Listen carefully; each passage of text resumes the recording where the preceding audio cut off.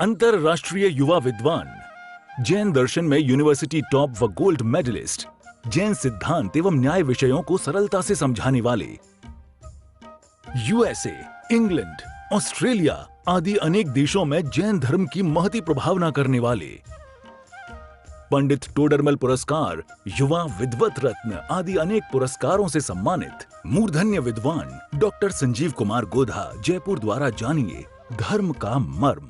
इस कार्यक्रम के प्रायोजक हैं श्री प्रेमचंद जी बजाज, श्रीमती सुनीता जी बजाज, श्री तन्मय जी बजाज, श्रीमती चंद्रा जी बजाज, श्री ध्याता जी बजाज, अध्यक्ष मुमुक्षु आश्रम, कोटा, राजस्थान। बजाज टीएमटी सरिया, प्रेम जैन इस्पात उद्योग प्राइवेट लिमिटेड, रानपुर, कोटा, राजस्थान।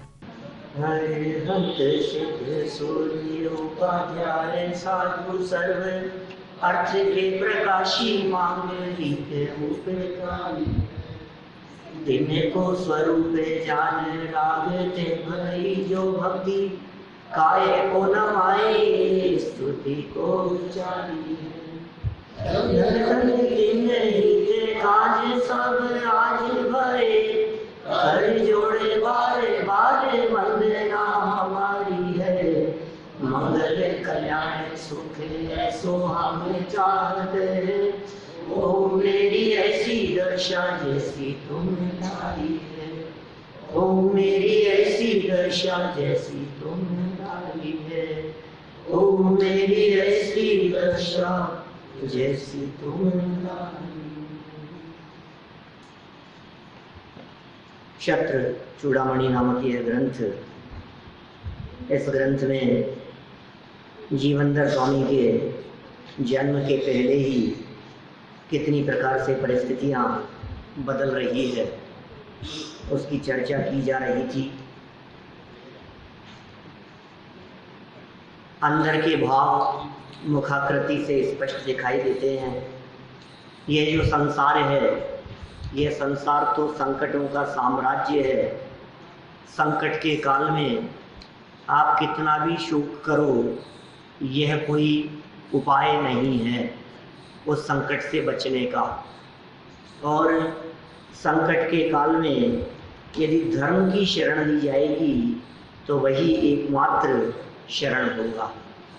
माने हमारा जो सच्चा साथी है वो सच्चा साथी कोई और नहीं है, अपना धर्म ही है। धर्म का कोई फिजिकल अस्तित्व नहीं है ऐसा जिसके पास जाकर धर्म शरण मांगी जाए। धर्म माने क्या? जब हमने कहा ना धर्म ही शरण है, तो इसका मतलब क्या है? किसके पास में जाए? यथार्थ चिंतन माने सही चिंतन, उसी का नाम तो धर्म है। अपने स्वभाव का आश्रय लेकर जो चित्त में विचार उत्पन्न हुए उनका नाम है व्यवहार से धर्म, और स्वरूप के अवलंबन का नाम है निश्चय से धर्म।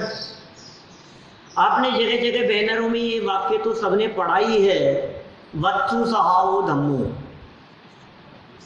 वत्थु सहाओ धम्मो। क्यों था ये वत्थु सहाओ धर्म है? ये क्या चीज है? जो लोग बैनर हाथ में लेकर के चलते हैं ना महावीर जयंती पर, वत्थु सहाओ धम्मो, उनसे पूछो जरा ये आप क्या लेके चल रहे हो? कि ये जो बैनर आप लेके चल रहे हो वत्थु सहाओ धम्मो, इसका मतलब क्या होता है? ये क्या बात कह रहे हो? ये किस बात का प्रचार करने वाले हो? इसका सीधा सीधा सा सरल अर्थ है, वस्तु के स्वभाव को धर्म कहते हैं। वस्तु माने वस्तु, सहाओ माने स्वभाव, धर्म है। वस्तु सहाओ धम्मो, वस्तु का स्वभाव ही धर्म है। कौन सी वस्तु का स्वभाव? मुझे सारी वस्तुओं का स्वभाव वो उसका धर्म है। वस्तुएं हमारे यहाँ शास्त्रों में 6 जाति की कही गई है: जीव, पुद्गल, धर्म, अधर्म, आकाश और काल। ये 6 द्रव्य हैं, ये 6 वस्तुएं हैं। इन वस्तुओं का स्वभाव ही धर्म है। तो इन 6 वस्तुओं में आत्मा भी तो एक वस्तु है। तो आत्मा का स्वभाव ही आत्मा का धर्म है, अपना स्वभाव ही अपना धर्म है। कोई व्यक्ति ऐसा न समझ लेवे कि गुस्सा करना इसका स्वभाव है, वो नहीं है भाई साहब। वो क्षणिक है। लोग कहते हैं ना, अरे राव ये तो बेईमानी तो इसके स्वभाव में बस गई है, लेकिन वो स्वभाव नहीं है। जो बदल जाए वो स्वभाव नहीं होता, वो छूट सकती है। गुस्सा जिसके बारे में आप कह रहे हो, शेर का स्वभाव तो क्रूरता है, नहीं है भाई साहब। यदि शेर का स्वभाव क्रूरता होता तो दो मुनिराजों के उपदेश देने के पश्चात उस शेर का स्वभाव सरल कैसे दिखाई देने लगा? अब उसकी क्रूरता कहाँ चले गई? इसका मतलब शेर का स्वभाव क्रूरता नहीं होता है, ठीक है ना? किसका क्या स्वभाव है? जो कभी ना छूटे, अनादि अनंत कभी ना छूटे, उसका नाम स्वभाव है, और वो स्वभाव धर्म है। इसलिए कहा वस्तु स्वभाव धम्मो, वस्तु के स्वभाव को धर्म कहते हैं। हर वस्तु में अपना अपना स्वभाव है। अब प्रश्न ये होता है कि जब प्रत्येक वस्तु का स्वभाव धर्म है और वस्तु स्वभाव को छोड़ती नहीं है, तो फिर सभी धर्मात्मा हो गए? कि नहीं नहीं, ऐसा नहीं है। उस धर्म को पहचाने तो वर्तमान अवस्था में धर्म प्रकट हो। उससे परिचय नहीं है ना, उसकी पहचान नहीं है ना, नहीं मानी। हाँ, तो देखिए यहाँ क्या कहा, वस्तु की प्रॉपर्टी धर्म है, उसकी जो प्रॉपर्टी है वो उसका धर्म है। ऐसा कहा है कि संकट के समय द्रव्य गुण पर्याय और उत्पाद भेद हो गए, इन दो बातों के विश्लेषण करें। वही बात हुई, ये कह रहे हैं संकट के समय द्रव्य गुण पर्याय और वस्तु स्वरूप का विश्लेषण करे, चिंतन करे, यही शरण है। सच में आपका चिंतन ही आपको सही दिशा प्रदान करता है। आपका चिंतन ही आपको कौन सी दिशा में जाना है, आपकी मंजिल क्या है, ये निर्धारित करता है। आपका चिंतन किस दिशा में चल रहा है, इससे निर्णय होगा कि आप कहाँ पहुंचने वाले हैं। तो यहाँ धर्म को शरण कह करके पुकारा गया। 3 लाइनें 60 पेज की पढ़ते हुए, पुनः पढ़ते हुए मैं 32 नंबर के श्लोक की तरफ आगे बढ़ूंगा। कोई उदाहरण से बताओ, जैसे जिस मकान में बैठे आग लग गई, अब द्रव्य गुण पर्याय का कैसे चिंतन होगा? देखो प्रश्न है इनका, किसी मकान में बैठे हैं और आग लग गई है, तो द्रव्य गुण पर्याय से कैसा चिंतन होगा?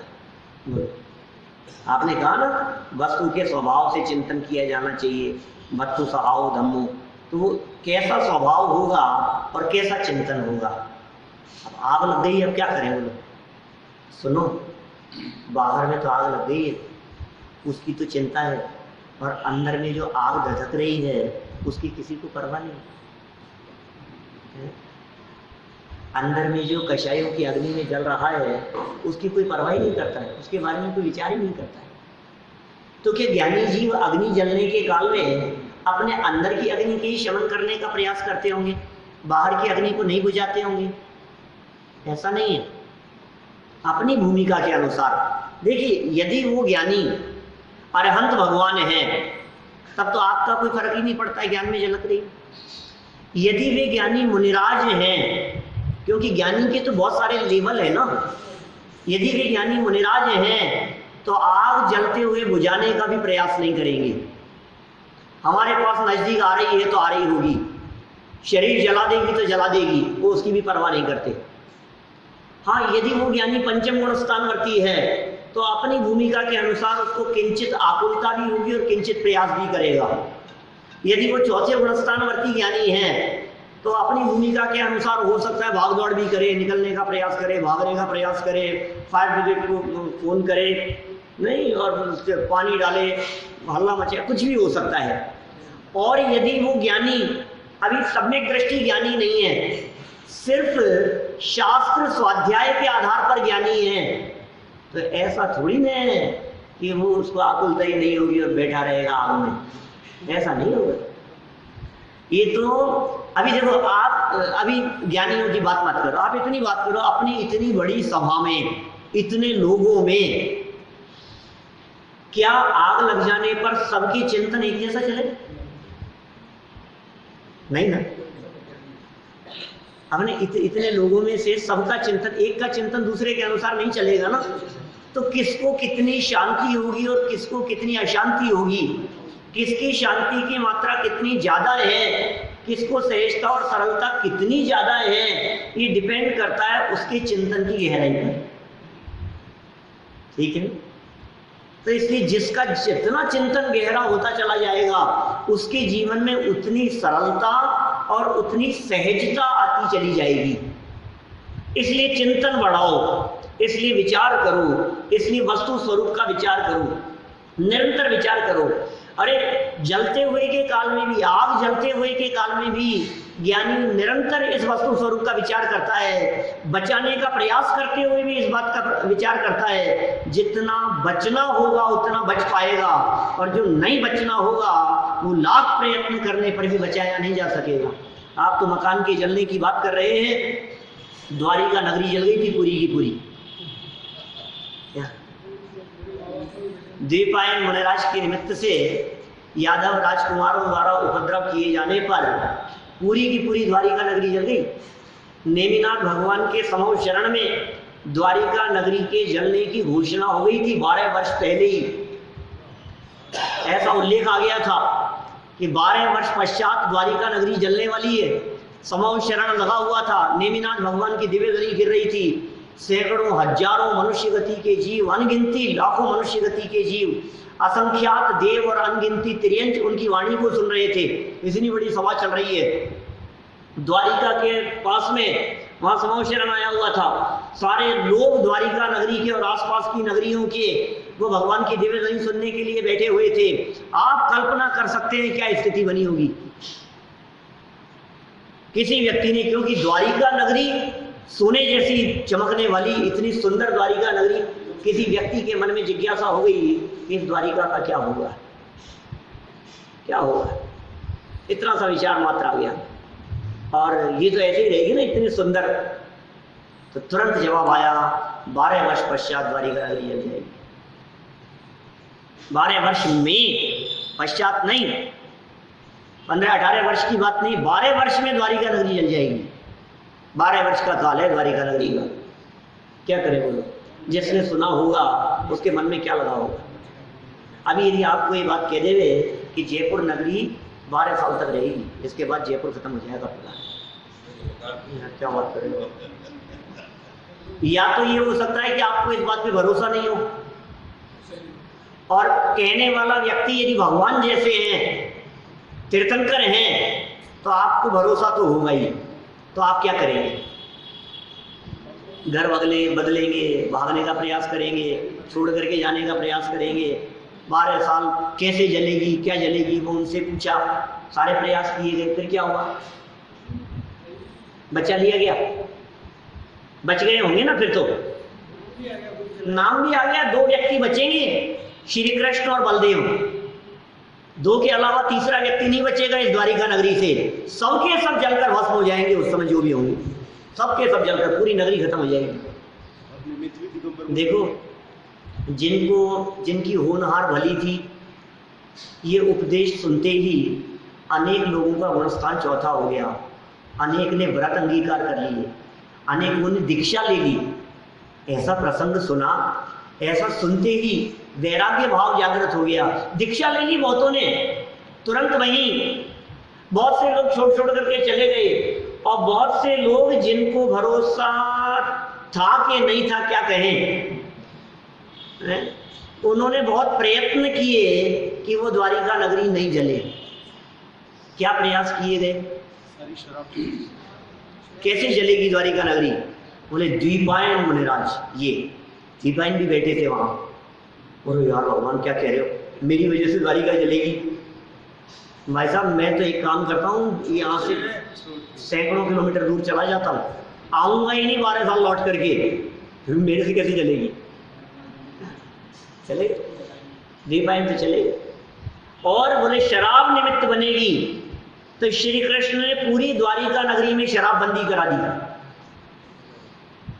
शराब बंद कर दी। वहां मदिरा पान कोई नहीं करेगा, जितनी शराब थी सब दूर दूर फिकवा दी गई, रहेगी नहीं यहाँ। आज भी गुजरात में शराब बंदी है क्या? फिर क्या हुआ, शराब तो बंद करवा दी, बंद हो गई, जगह जगह फिक गई, जंगलों में फिक गई। आपने सुनी नहीं घटनाएं, बहुत लोग हैं जिन्होंने नहीं सुनी है। फिर क्या हुआ, शराब तो फिकवा दी गई जंगलों में, 12 साल बीत गए, द्वारिका तो जली नहीं। ये क्या हुआ? तो भगवान के द्वारा जो बात कही गई थी वो गलत हो गई क्या? दीपायन को निकल पाया, 12 साल पूरे हो गए, द्वारिका जली नहीं। देखो कोई बात नहीं, चलो चल के देखना चाहिए क्या हाल है। वो द्वारिका के नजदीक आ गए, द्वारिका के पास में आ गए। इधर क्या हुआ, जो 12 वर्ष का कैलकुलेशन करके आए थे पूरे हो जाने के बाद, वो कैलकुलेशन में गड़बड़ हो गई। वो कैलकुलेशन में गड़बड़ कैसे हो गई? ये हर 2.5 साल में 3 साल में 1 महीना बढ़ जाता है हिंदी महीनों में। आपको पता है कभी जेठ 2 बार आते हैं, तो कभी भादवे 2 बार, तो कभी कभी क्या होता है, ये गड़बड़ हो जाती है।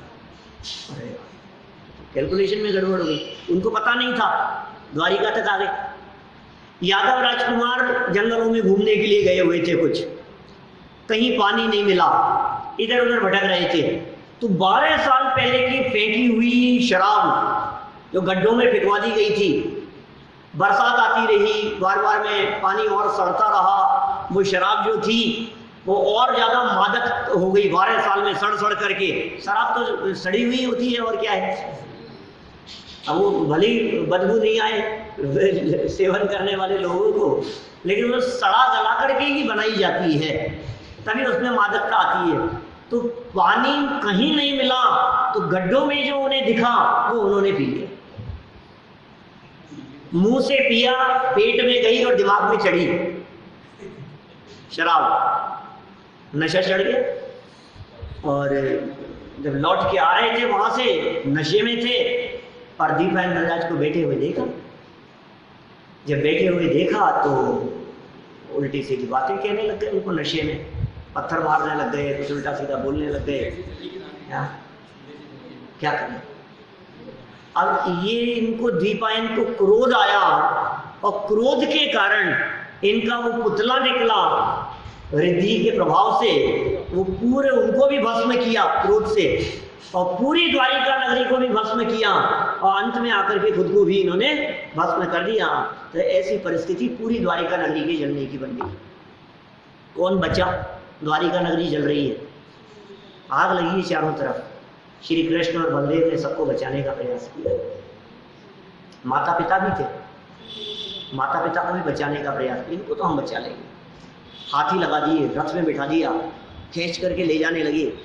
हाथी रथ टूटने लग गए, खुद जुट गए उसमें हाथियों के स्थान पर। सैकड़ों हजारों हाथियों का बल होता है कृष्ण नारायण और बलदेव में, खुद लग गए हाथियों की जगह पर रथ को खींचने में। माता पिता को तो बचा लेंगे, लेकिन अंत में रथ इतना टूट गया और पूरा का पूरा उसके ऊपर आग का वो गिरा, और माता पिता भी मर गए, बचाने में समर्थ नहीं हो सके। 2 ही बचे, 2 के अलावा तीसरा व्यक्ति नहीं बचा। बोलो किनको कैसा परिणाम आएगा?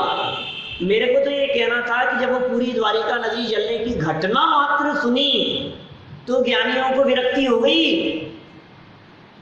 जिनको वैराग्य भाव आया वे छोड़ करके चले गए।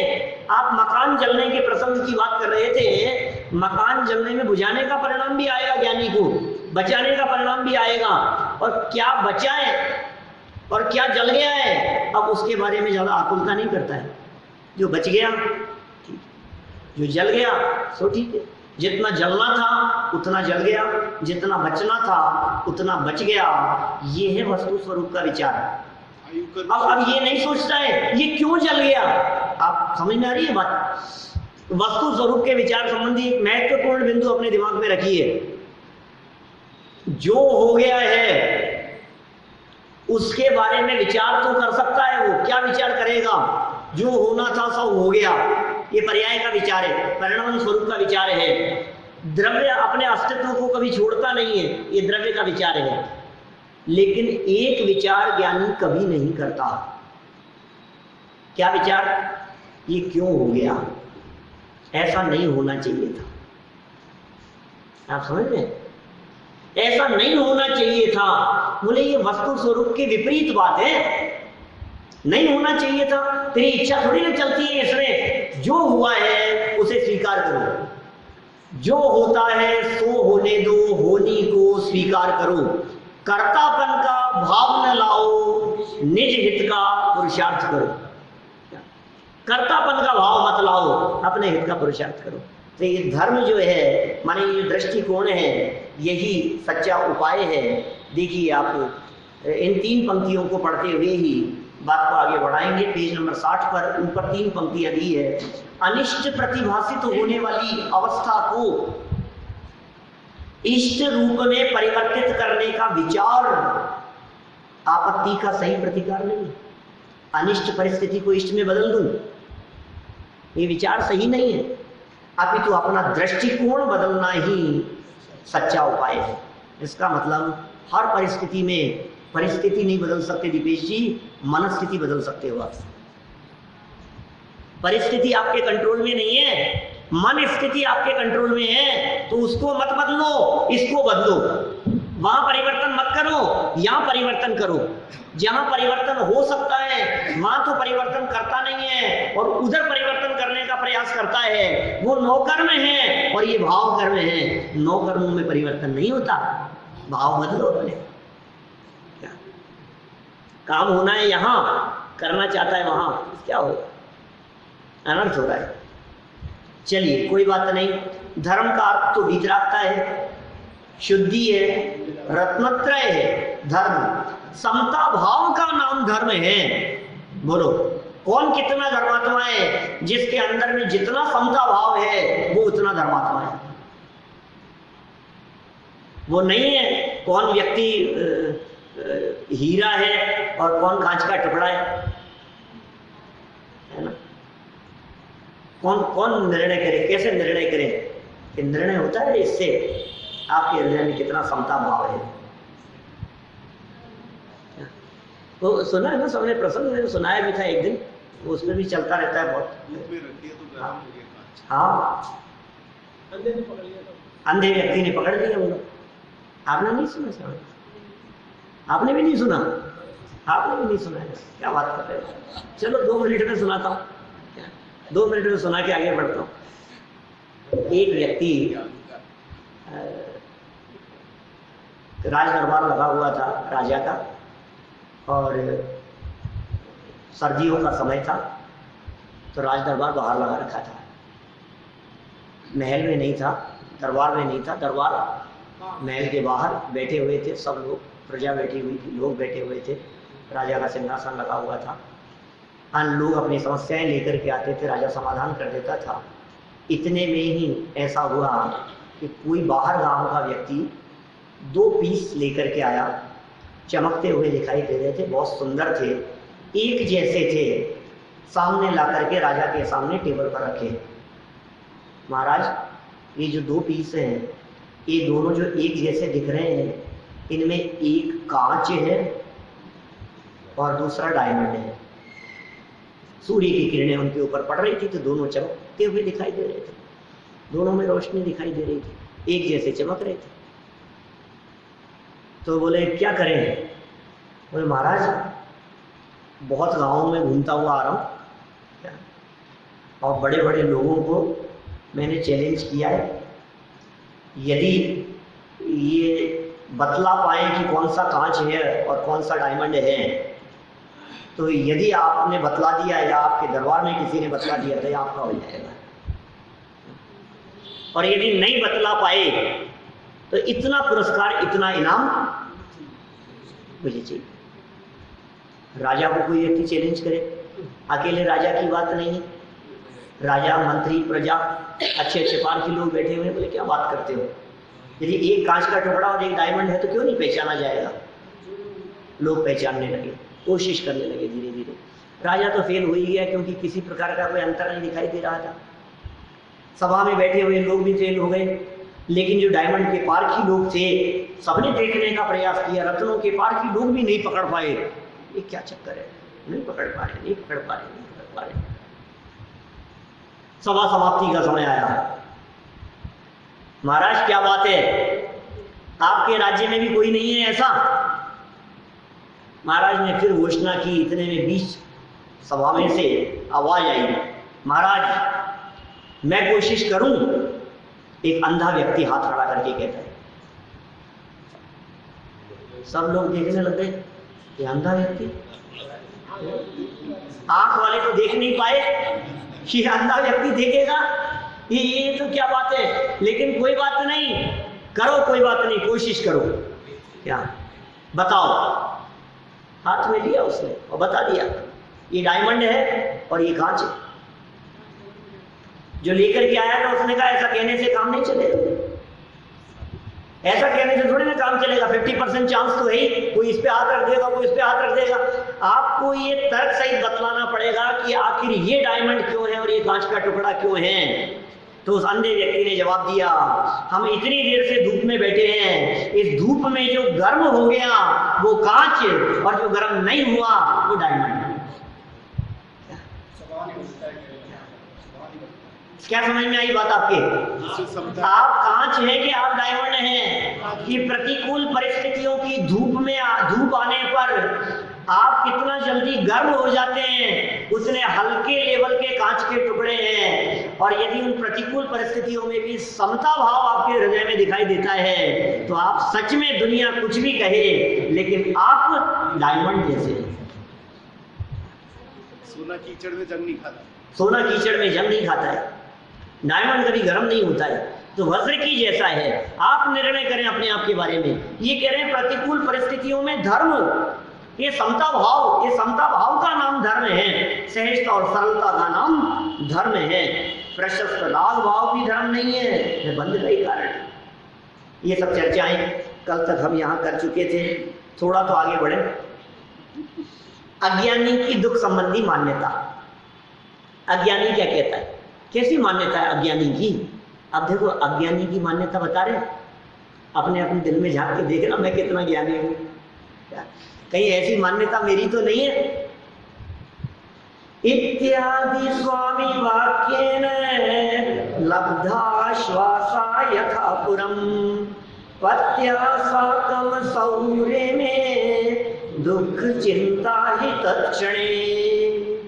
क्या कह रहे हैं? इत्यादि स्वामी वाक्येन, इस प्रकार स्वामी के वचनों से लब्धा श्वासा, प्राप्त हुआ है विश्वास जिसको, ऐसी असौ ये रानी, पत्या साकम, पति के साथ यथापुरम पहले की तरह रे में भ्रमण करने।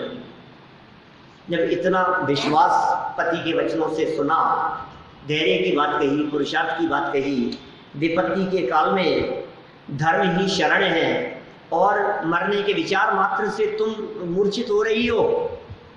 अरे जितने समय जिंदा हूं उतने समय तो शांति से रहो, अभी थोड़ी ना मर गया हूं। तो जब पति के माध्यम से, राजा सत्येंद्र के माध्यम से विजया रानी ने इस प्रकार के विचार सुने, तो वो क्या हुआ? सहज हो गई। देखिए, अत्र है नीति, निश्चय से तत्क्षणे, दुख के समय ही दुख की चिंता बहुत ही होती है। दुख के समय ही दुख की चिंता होती है। राजा सत्येंद्र का उपयुक्त प्रकार से उपदेश सुनकर रानी विजया संतोष को प्राप्त हुई तथा पूर्ववत अपने पति के साथ आनंद से जीवन बिताने लगी, क्योंकि अज्ञानियों को दुख की चिंता दुख के समय ही होती है। मैंने लिखा है कि आग लगने पर अग्नि में कूदता है। हाँ, देखो क्या कह रहे हैं विशेषार्थ। अज्ञानी को सचेत करने के लिए ही मानो उसके जीवन में संकट आते हैं, सचेत करने के लिए संकट आते हैं, जिनसे कुछ अज्ञानी तो सचेत होकर अपना जीवन बदल लेते हैं एवं ज्ञानी बन जाते हैं। संकट आया ना, थोड़ी बहुत भी बुद्धि होगी, जीवन बदल लेगा और ज्ञानी बन जाएगा। और कुछ अज्ञानी रानी विजया जैसे अचेत ही बने रहते हैं, कुछ विचार ही नहीं करते, फलस्वरूप दुखी हो जाते हैं। तो सब तरह की परिस्थितियां हैं। आप संकट के काल में सचेत होते हैं या संकट के काल में दुखी होते हैं, अपना अपना निर्णय करें। यह संकट का काल हमें जागृत करने के लिए आया है, यह संकट का काल हमें सावधान करने के लिए आया है। ये संकट हमें परिस्थितियों को लड़ने के लिए प्रेरित कर रहा है। यह संकट हमें दिखा रहा है कि तुमने पाप किए थे, ये उसका फल मिल रहा है। और सुनो, भविष्य में ऐसे यदि संकट नहीं चाहते हो तो तुम पाप करना बंद करो। ये शिक्षा तो दे रहा है ना, ये संदेश तो मिल ही रहा है हमारे को। संकट की सत्यता का प्रमाण, संकट की सत्यता का क्या प्रमाण है? 33 नंबर श्लोक। अथ प्रबोधितम स्वप्नाद प्रबुद्धममुं पुनः बोधयन्तीव पत्नी मंतरभग्नि धुरां ददौ। इसके पश्चात स्वप्न से सचेत किया हुआ और फिर अचेत इस राजा को ज्ञान कराने के लिए ही मानो रानी विजया गर्भ के भार को धारण करती है, गर्भवती हो गई। सरल अर्थ, अशुभ स्वप्नों के विचार द्वारा रानी विजया ने राजा सत्येंद्र को मरण के संकट का प्रतिभास कराकर सचेत किया था। रानी ने सचेत किया उसको, तो स्वप्न तो रानी को ही आया था।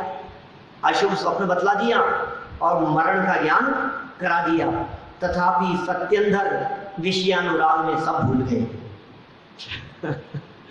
व्यक्ति मस्त हो जाता है।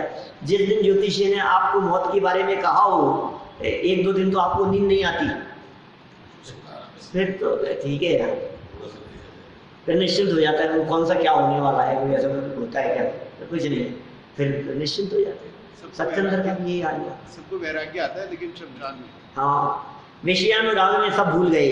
उन्हें पुनः बोध देने के लिए ही मानो विजया रानी ने गर्भ धारण किया। मानो, इसलिए तो नहीं किया, ये तो कवि की कल्पना मात्र है कि मानो ये परिस्थिति इस बात को बतला रही हो कि वापस संतान उत्पन्न होगी। इस बात को लक्ष्य में लेकर राजा सत्येंद्र को फिर याद आ जाए।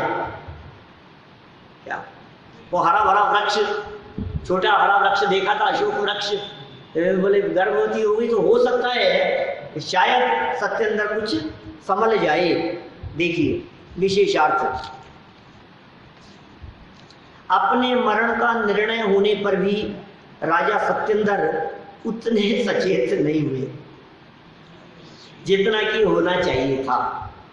इसीलिए कि मानो रानी के गर्भ ने मौत के नगाड़े बजाकर पुनः सचेत किया कि हे राजन, चेत जाओ, सावधान हो जाओ, मृत्यु का समय अत्यंत निकट आ गया है।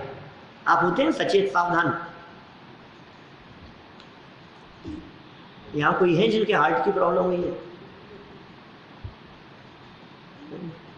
कोई नहीं। पुण्यशाली सब जीवों को मृत्यु का आभास पहले हो जाता है। सर में बाल सफेद, क्या क्या ये मृत्यु के लक्षण नहीं? मृत्यु निकट आ रही है। चेहरे पर झुर्रियां पड़ने लगना, शरीर शिथिल होने लगना, बुढ़ापे का लक्षण है ना, मृत्यु का लक्षण नहीं। मतलब मृत्यु नजदीक है, इस बात का लक्षण है, इस बात का संकेत है।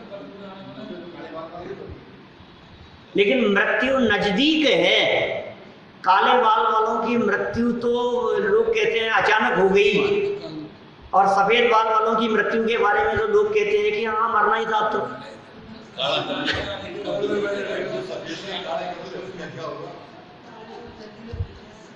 एक सज्जन मिले, बोले पिताजी का स्वर्गवास हो गया। हमने कहा क्या हो गया था? बोले हुआ तो कुछ नहीं था। बोले कितनी उम्र थी? बोले 90 के आसपास हो गए। बोले ठीक है, फिर तो काफी आ गया। आप क्या कहोगे? मतलब मैंने जिनकी उम्र 90 के आसपास हो गई हो, तो मेरा कहने का मतलब ये है, क्या ये लक्षण नहीं है? क्या ये आपको सचेत करने के लिए नहीं है? क्या देवगति के जीवों के नेत्रों की ज्योति मंद पड़ जाती है तो वे 6 महीने पहले सावधान नहीं होते हैं? और तुम्हारी आंखों पे चश्मा चढ़ गया, तुम्हारी आंखें कमजोर होती चली जा रही है, तो तुम सचेत सावधान क्यों नहीं हो रहे हो? भूल जाता है ये। बस हार्ट की प्रॉब्लम हो गई, डायबिटीज की प्रॉब्लम हो गई, समझ लो किडनी की प्रॉब्लम हो गई, ये कोई बड़ी घटना ऐसी घटती है और एकदम तो ऐसे लगता है जैसे मैं मरने वाला हूं। फिर क्या होता है? ऑपरेशन हो गया। हार्ट का ऑपरेशन हो गया, ओपन हार्ट हो गई, किडनी बदल गई, अब ये क्या समझता है? अब तक तो बहुत, उस समय तो बहुत सावधान था, क्या अरे राम मर नहीं जाऊं पता नहीं। अब तो अब फिर 4-6 महीने साल भर निकलता है, फिर कुछ नहीं, अब तो बिंदास घूमता है, फिर तो कुछ नहीं। अब क्या है? तो ऐसे ही यहाँ राजा की स्थिति बतला रहे हैं, अरे भाई सावधान हो जाओ, मृत्यु का समय निकट आ गया है। क्या कर रहे हो आप? ये सारी परिस्थितियां देख करके भी आपका उपयोग सही दिशा में, सही जगह पर नहीं लगता है। देखो फिर क्या होता है, गर्भ धारण से राजा को पश्चाताप। अब क्या हुआ? पहले तो बीच में क्या कहेंगे, अचेत हो गया था, होश नहीं था उसको, कुछ विषयों में आसक्त हो गया था। अब वापस शायद कुछ प्रभाव पड़े। इस कार्यक्रम के प्रायोजक हैं श्री प्रेमचंद जी बजाज, श्रीमती सुनीता जी बजाज, श्री तन्मय जी बजाज, श्रीमती चंद्रा जी बजाज, श्री ध्याता जी बजाज, अध्यक्ष मुमुक्षु आश्रम, कोटा, राजस्थान। बजाज TMT सरिया, प्रेम जैन इस्पात उद्योग प्राइवेट लिमिटेड, रानपुर, कोटा, राजस्थान।